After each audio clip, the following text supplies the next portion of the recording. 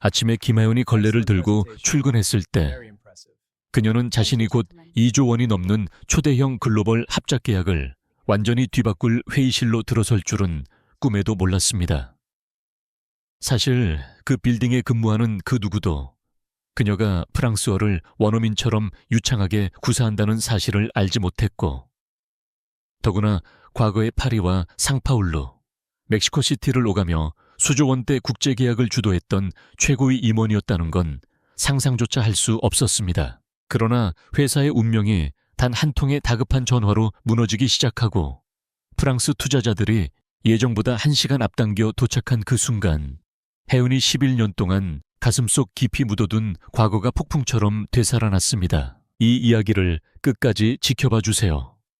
앞으로 펼쳐질 이야기는 여러분이 지금껏 믿어왔던 인생의 두 번째 기회에 대한 모든 생각을 완전히 깨뜨릴 거예요. 이타혜성 대표는 사우디 PIF, 프랑스 로레알 그룹, 미국 KKR 임원들과 수없이 협상해온 베테랑 중에 베테랑이었습니다.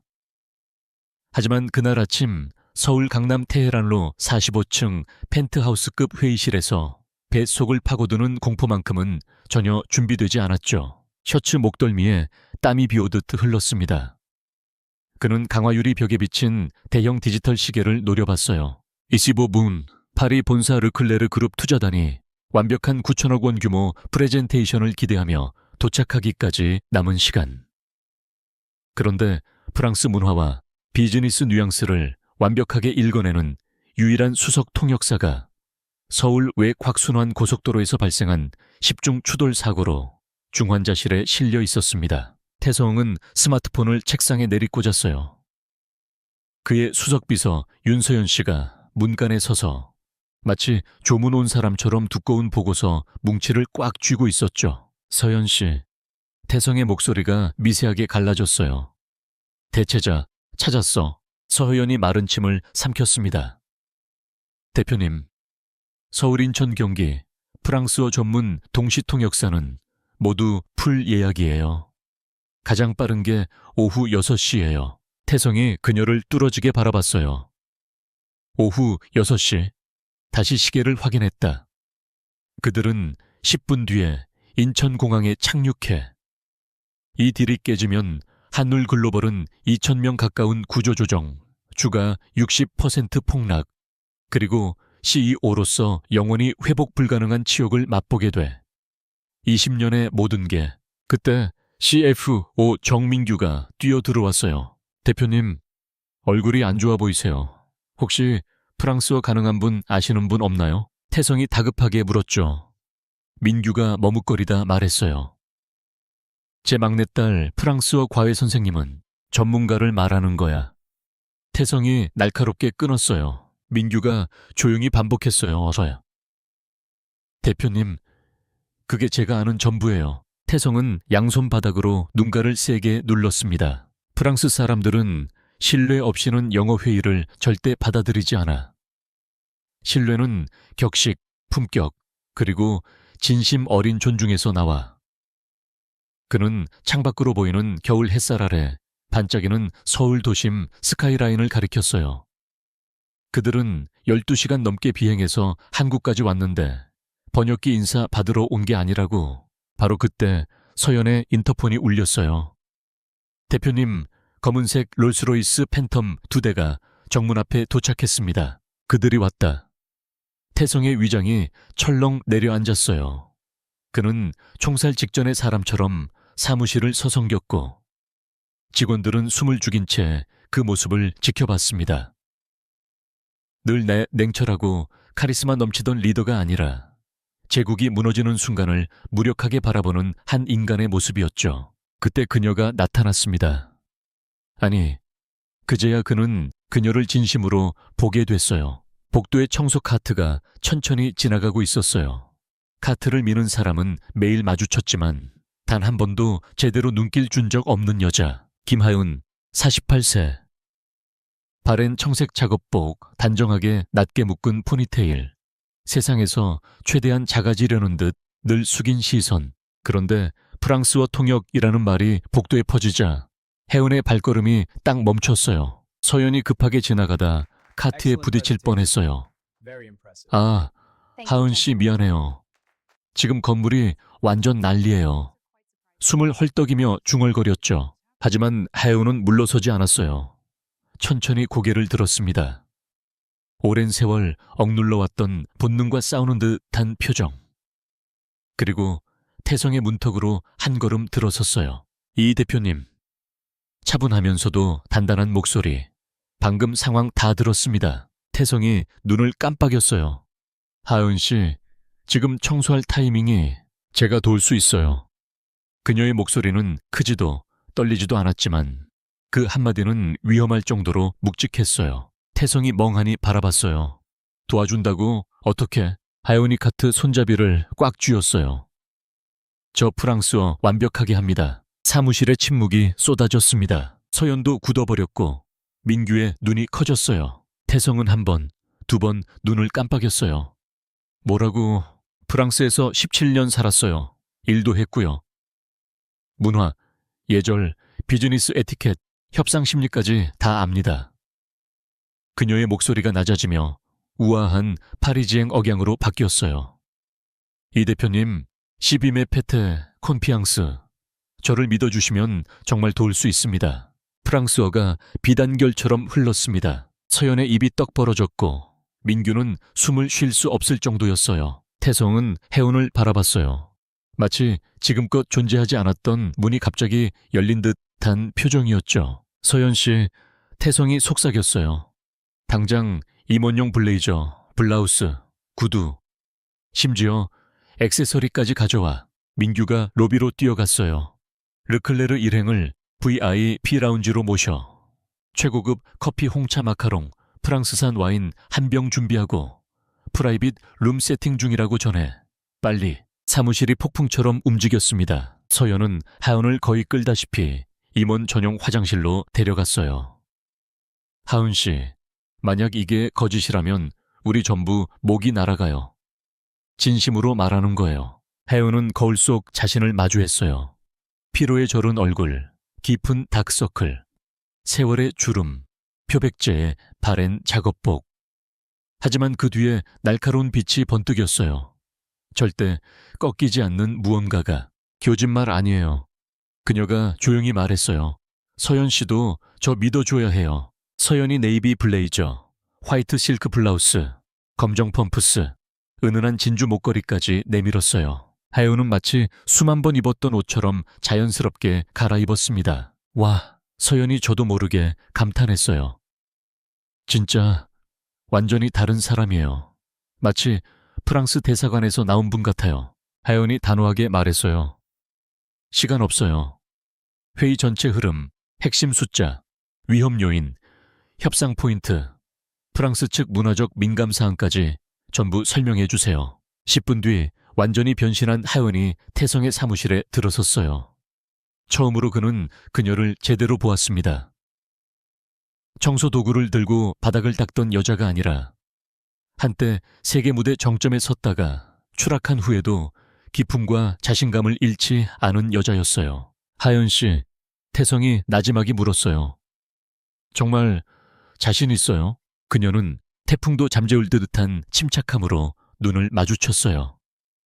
이 대표님, 저는 르클레르보다 훨씬 어린 프랑스 럭셔리 그룹 오너들과 수조 원대 합작 M&A 전략 제휴를 여러 번 성사시켰어요. 태성의 심장이 쿵쾅거렸어요. 도대체 예전에 누구셨던 겁니까? 하연이 자꾸 애틋한 미소를 지었어요. 과거의 저였어요. 다시는 돌아오지 않을 줄 알았던 저. 복도 끝 엘리베이터가 딩동 울렸어요. 르클레르 일행이 나왔습니다. 태성이 크게 숨을 들이쉬었어요. 갑시다, 하연 씨. 그녀가 어깨를 폈어요. 아니에요. 나직이 정정했어요. 이건 단지 시작일 뿐이에요. 두 사람은 회의실로 향했습니다. 그들이 아직 모르고 있었던 사실은 앞으로 4시간 동안 두 사람의 인생과 한울 글로벌의 운명이 송두리째 바뀔 것이라는 점이었죠. 회의실 문이 닫히는 순간 공기가 무겁게 내려앉았습니다. 프랑스 측 3명, 장클로드 르클레르 회장, 그의 아들 필립, 그리고 재무총괄. 이 동시에 고개를 들었어요. 해오는 태성이 소개하기도 전에 먼저 한 걸음 앞으로 나섰습니다. 완벽한 각도로 고개를 숙이며 유창하고 우아한 프랑스어로 인사를 건넸어요. Bonjour messieurs, c'est un honneur de vous accueillir à Séoul. J'espère que votre voyage a été agréable. 방 안이 순간 정적에 휩싸였습니다. 세 명의 투자자 모두 눈을 깜빡였어요. 예상치 못한 완벽함에 놀란 표정이었죠. 태성은 옆에서 숨을 죽인 채 지켜봤습니다. 몇 분 전만 해도 모든 게 끝났다고 생각했는데 지금은 기적의 서막을 보고 있는 듯했어요. 해운은 자연스럽게 소규모 잡담을 이끌며 문화적 뉘앙스를 살렸어요. 르클레르 가문의 리옹 지역 자선 활동을 언급하고 최근 프랑스 무역 규제 개정 기사를 자연스럽게 끼워 넣었죠. 장클로드의 눈썹이 점점 올라갔고 필립은 시계 확인을 멈췄으며 재무총괄은 메모를 빠르게 적기 시작했어요. 그리고 태성이 가장 두려워하던 순간이 왔습니다. 숫자, 예측치, 계약 구조, 세부 조항 번역과 맥락 설명. 태성이 영어로 천천히 말하기 시작했지만 해운은 단순 번역이 아니었습니다. 그녀는 재구성하고 세련되게 다듬고 격을 높였어요. 태성이 이번 확장은 시장 점유율을 확대할 것입니다 라고 말하면 해운은 미국 중서부 물류 허브의 안정성과 아시아 유럽 공급망 재편 추세를 고려할 때 이번 확장은 장기적 안정성을 극대화하는 전략적 선택입니다라고 프랑스어로 보강했어요. 필립이 갑자기 빠르고 기술적인 질문을 프랑스어로 쏟아냈을 때 태성의 심장이 떨어질 뻔했어요. 하지만 해운은 한치의 망설임 없이 답했어요. 국제조세협약, 유럽 내 지주회사 구조, 2018년 유럽사법재판소 판례까지 인용하며 설명했죠. 장클로드가 조용히 필립에게 뭐라고 속삭였고 필립이 고개를 끄덕였어요. 장클로드가 영어로 물었어요. Mr. Lee, pardonnez-moi, but where did you find this remarkable woman? 태성이 입을 열기도 전에 해운이 부드럽게 답했어요. 저는 이미 여기 있었습니다. 다만 여러분이 기대하던 역할이 아니었을 뿐이죠. 르클레르 측이 서로 눈빛을 주고받았어요. 이번엔 존경의 빛이 역력했어요. 진짜 전환점은 재무총괄이 제시한 9천억 원 규모 제한 구조를 설명할 때였습니다. 하연의 표정이 변했어요. 두려움이 아니라 이건 하는 인식의 표정. 그녀는 정중하게 그러나 단호하게 끼어들었어요. 미국에서는 이 구조가 허용될 수 있습니다. 하지만 프랑스에서는 투명성 규정 2건을 위반하고 한국에서도 세무조사 유발 가능성이 높아 전체 거래가 수개월 동결될 위험이 있습니다. 방안이 얼어붙었어요. 필립이 앞으로 몸을 기울였어요.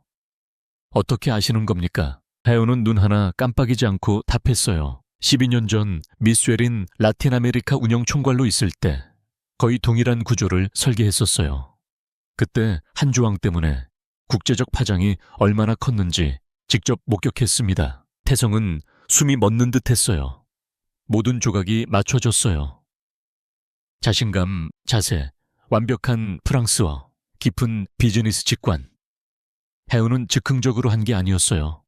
그녀는 돌아온 거였어요. 장클로드가 천천히 고개를 끄덕였어요. 감탄이 역력했어요. 대신 어떤 구조를 제안하시겠습니까? 해운은 펜을 들고 종기의 대안을 스케치했어요. 투명하고 양국 법률 준수, 모두에게 더 높은 수익성을 보장하는 모델. 그녀가 설명하는 동안 필립은 커피를 엎을 뻔할 정도로 몸을 기울였고 재무총괄은 메모를 미친 듯이 적었어요. 태성은 프랑스 사람들을 보는 게 아니라 그녀만 바라보고 있었어요. 빌딩 내 모든 임원이 무심코 지나쳤던 여자가 지금 회사의 최대 규모 딜을 주도하고 있었어요. 설명이 끝나자 방 안은 의식처럼 깊은 침묵에 잠겼어요. 장클로드가 조용히 말했어요. 우리는 수십 년간 글로벌 협상을 해왔지만 기술적, 문화적 차원을 이 정도로 완벽히 이해하는 분은 드물었습니다. 이 대표님, 그녀는 놀라운 분이군요. 하연은 눈을 내리깔며 칭찬을 태성에게 돌렸어요. 자연스러운 외교적 품격에 태성은 다시 한번 놀랐어요. 휴식 시간. 프랑스 측이 나가자 태성이 긴 숨을 내쉬었어요. 하연 씨, 당신은 오늘 회의만 구한 게 아니에요. 회사 전체를 구했어요. 하지만 해운은 미소 짓지 않았어요. 대신 얼굴에 그림자가 스쳤어요. 다시 열고 싶지 않았던 과거의 그림자. 태성 대표님, 제가 누구였는지 알아야 할 것 같아요. 태성의 맥박이 빨라졌어요. 그녀의 목소리에 담긴 무게가 경고처럼 다가왔어요. 하연은 조용히 말했어요. 여기 오기 전 제 이름은 김하연이 아니었어요. 프랑스에서는 안나 크리스티나 르클레르. 아니, 안나 크리스티나 뒤몽으로 알려져 있었죠. 미셸인 라틴 아메리카 운영 총괄이었어요. 이 빌딩보다 큰 계약을 수없이 성사시켰고 국제 전략을 설계했어요. 태성은 가슴이 무거워졌어요. 무슨 일이 있었나요? 하연이 천천히 숨을 들이쉬었어요. 제 남편이 대규모 탈세와 횡령으로 체포됐어요. 언론은 저를 찢어발겼죠. 제가 연루됐다고 믿었어요. 하지만 저는 전혀 몰랐어요. 그러나 진흙이 튀면 결백은 의미가 없어지죠. 하루아침에 존경받던 리더에서 아무 회사도 건드리고 싶지 않은 사람이 됐어요. 그녀의 목소리가 떨렸어요. 집, 명예, 친구들. 전부 잃었어요. 어린 아들 도윤이와 함께 한국으로 돌아왔고 이름을 바꾸고 청소원으로 다시 시작했어요. 태성은 그녀를 바라봤어요. 동정 이상의 감정. 그녀의 강인함에 대한 진심 어린 인정. 당신은 다시 일어섰어요.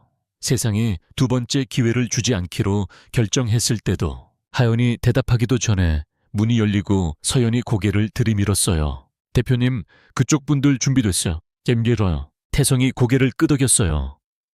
이 딜 끝내고 나서 당신의 미래에 대해 이야기해요. 마지막 라운드에서 하은은 더 이상 통역이 아니었어요. 그녀가 주도하고 명확히 하고 수정하고 침묵이 있던 곳에 다리를 놓았어요. 그녀에 대한 구조는 투자자들을 감동시켰을 뿐 아니라 과거 그녀가 직접 목격했던 치명적 함정을 양측 모두에게서 보호했어요. 4시간 후 장클로드가 마지막 페이지에 서명했어요. 만족스러운 필체로. 이 대표님 축하드립니다. 하지만 솔직히 말씀드리자면 귀사는 그녀를 두고 정말 행운입니다. 하연은 시선을 낮췄지만 태성은 당당히 답했어요. 네, 정말 그렇습니다. 프랑스 측이 떠난 후 태성은 하연을 자신의 사무실로 불렀어요. 문이 닫히자 태성이 말했어요. 하연 씨, 오늘 당신은 압박을 다룬 게 아니라 지배했어요.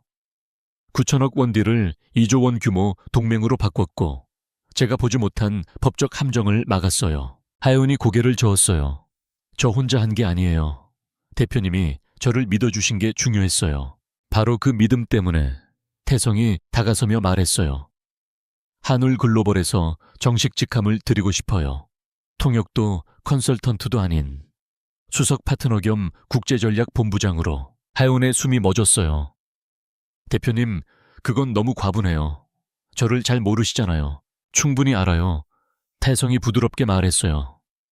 당신이 내가 본 가장 뛰어난 협상가라는 걸. 당신의 이름은 걸레가 아니라 정상에 있어야 한다는 걸. 그리고 당신이 하루 만에 회사를 바꿨다는 걸. 하연의 눈에 눈물이요. 눈물이 맺혔어요. 오랜 세월 삼켜온 자존심이 떨렸어요. 다시 그 정도 주목을 받을 수 있을지 모르겠어요, 제. 오늘 이미 해냈잖아요.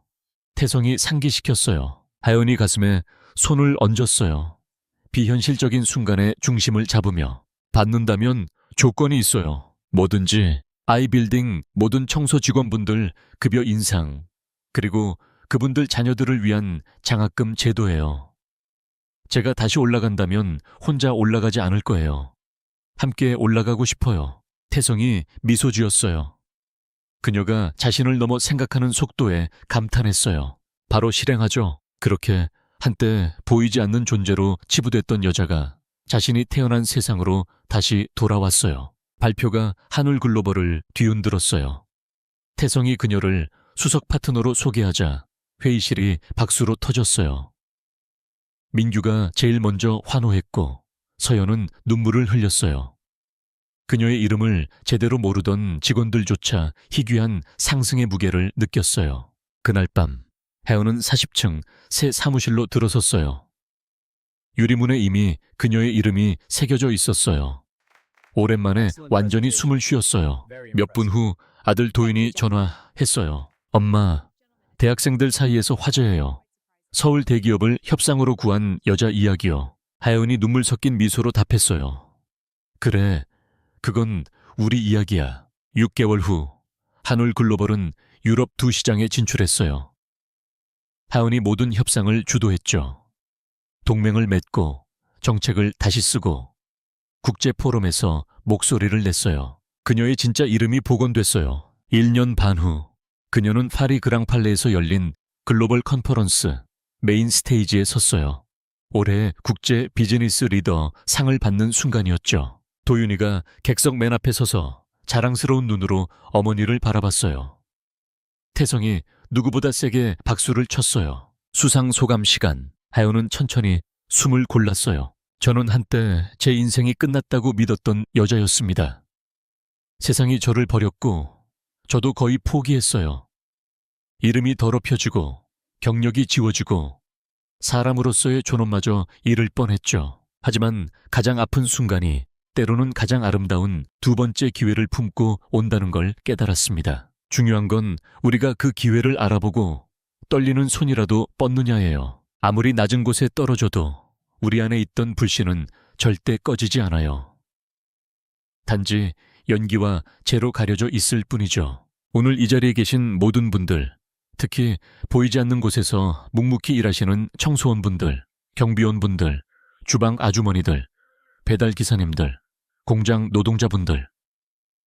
여러분의 가치는 지금 서 계신 위치로 절대 결정되지 않습니다. 여러분이 흘린 땀, 지켜낸 품격, 포기하지 않은 마음. 그 모든 것이 언젠가 반드시 빛을 발할 거예요. 저처럼 다시 일어설 수 있다는 걸 제발 믿어주세요. 청중 전체가 일어나 기립박수를 보냈어요. 함성과 눈물이 뒤섞인 감동의 파도가 무대를 덮었어요. 무대를 내려오자 태성이 다가왔어요. 하연 이사님, 당신은 단순히 복귀한 게 아니라 우리 모두를 변화시켰어요. 혜우는 미소 지으며 고개를 끄덕였어요. 그리고 처음으로 진심으로 믿었습니다. 자신은 다시 살아났다고. 이 이야기는 단순한 성공담이 아닙니다. 우리 모두에게 주어진 두 번째 기회에 대한 이야기예요. 세상이 당신을 외면해도 당신의 가치는 사라지지 않아요. 포기하지만 않으면 반드시 당신의 시간이 옵니다. 이 영상이 조금이라도 위로가 되셨다면 구독 버튼 꾹 눌러주시고 좋아요와 알림 설정도 꼭 부탁드릴게요. 여러분 한 분 한 분의 응원이 다음 이야기를 더 따뜻하고 의미 있게 만들어줍니다. 댓글로 여러분의 재기 경험 혹은 지금 너무 힘들어서 포기하고 싶은 마음도 편하게 나눠주세요. 제가 꼭 읽고 진심으로 답장 드릴게요. 그럼 다음 영상에서 또 따뜻하게 만나요. 정말 고맙습니다, 하츠.